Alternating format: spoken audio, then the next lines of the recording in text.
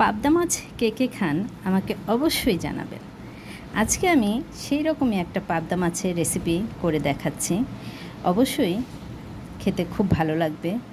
আর রান্নাটার তেমন কোনো ঝামেলাই নেই, খুব অল্প মশলার উপর এই রান্নাটা করা হয়েছে।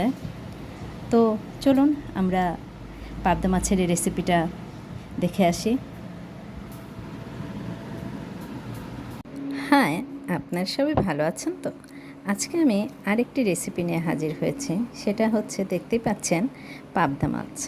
আমি সেই পাবদা মাছের একটা অসাধারণ রেসিপি করে দেখাবো। এই পাবদা মাছটা রান্না করতে আমার লাগছে হলো কুচনো পেঁয়াজ, মানে পেঁয়াজ কুচি, আর এরকম ফালি করে নিয়েছি কাঁচামরিচ। আজকে রান্নাটা আমি সম্পূর্ণ গুঁড়ামরিচ অল্প একটু ব্যবহার করতে পারি হয়তো বা, কিন্তু সম্পূর্ণটা রান্নাই হবে কাঁচামরিচের উপর।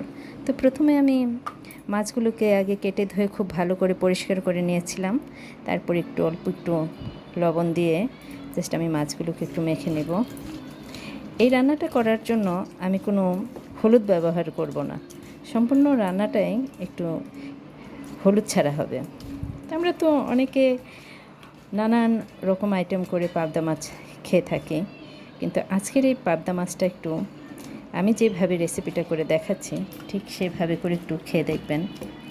অবশ্যই বলছি খুব ভালো লাগবে। তাহলে চলুন আমরা কিচেনে চলে যাচ্ছি। প্রথমে আমি কড়াইটা বসিয়ে দিয়েছি চুলোতে। এখন কড়াইটা গরম হওয়ার সাথে সাথে আমি তেল দিয়ে দেব। জাস্ট আমি অল্প করে, মানে হালকা করে মাছটাকে একটু ভেজে নেব। দেখুন তেলটা আমার হয়ে আসছে।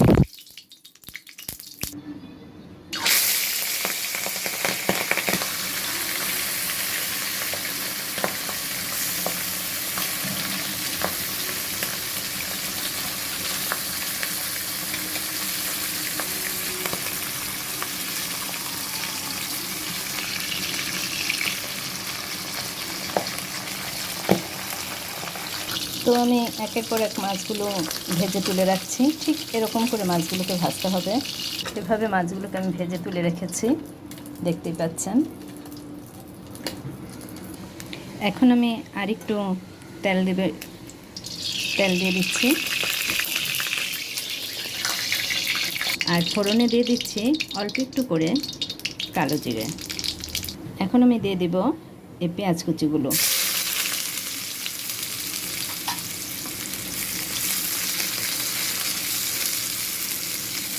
একটু ভালো করে ভেজে নেব, সামান্য ভেজে নেব, যেন পেঁয়াজটা যখন একটু মজে আসবে। আমি কিন্তু পেঁয়াজ কুচিগুলোকে খুব ঝুরি ঝুরি করে কুচি করিনি, জাস্ট এরকম একটু মোটা মোটা করে কুচিয়ে নিয়েছি।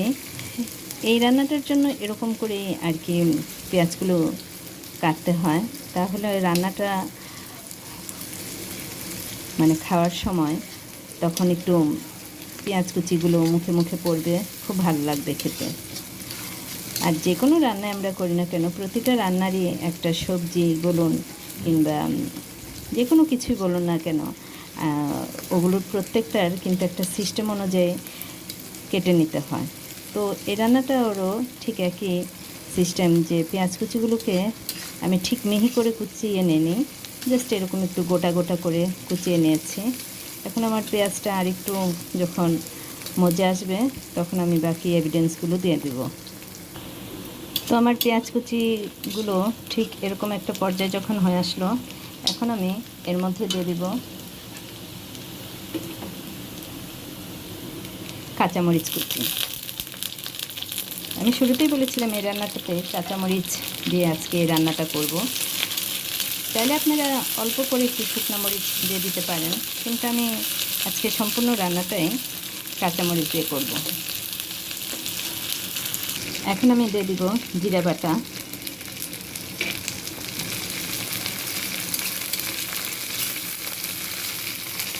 দিয়ে দিব স্বাদ ও পরিমাণ মতো লবণ। যদি আমি মাছটাকে খুব লবণ দিয়ে তারপর ভেজে নিয়েছি, তাই লবণের পরিমাণটা একটু বুঝে শুনে দিয়ে নেবেন। জল ব্যবহার করছি।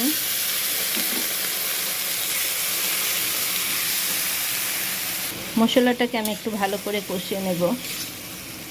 তো মশলাটা আমার খুব ভালো করে কষে এসেছে, দেখতেই পাচ্ছেন।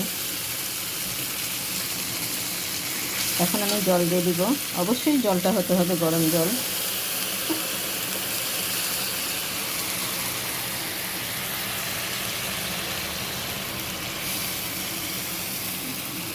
তো আমার ঝোলটা ফুটে উঠেছে। এখন আমি আস্তে আস্তে করে মাছগুলোকে সেট করে দেব।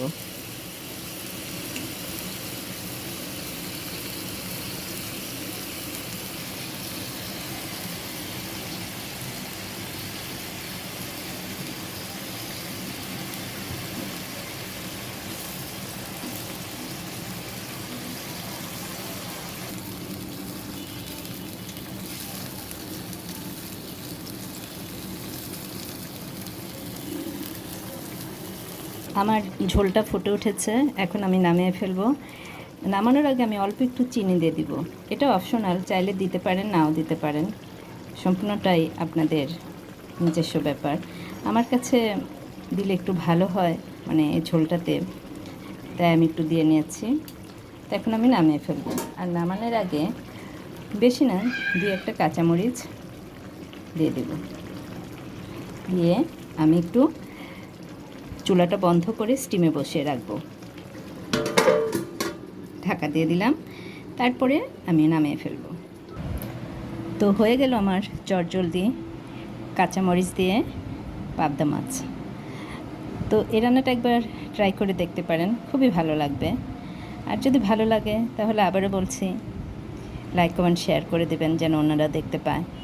আর আমার পাশে যদি থাকেন তাহলে অবশ্যই আমি এরকম ঘরোয়া পদ্ধতিতে আরও কিছু রান্না আপনাদের সামনে তুলে ধরতে পারবো। আর ইউটিউব চ্যানেল থেকে দেখে থাকলে অবশ্যই চ্যানেলটিকে সাবস্ক্রাইব করে দেবেন। ওকে, বাই। সবাই ভালো থাকবেন, সুস্থ থাকবেন এবং যেই যেখানে থাকবেন নিজের প্রতি খেয়াল রাখবেন। হ্যাঁ, আপনারা সবাই ভালো আছেন তো? আজকে আমি অসাধারণ একটা পাবদা মাছের রেসিপি নিয়ে হাজির হয়েছি। সেটা হচ্ছে, ঝোলটা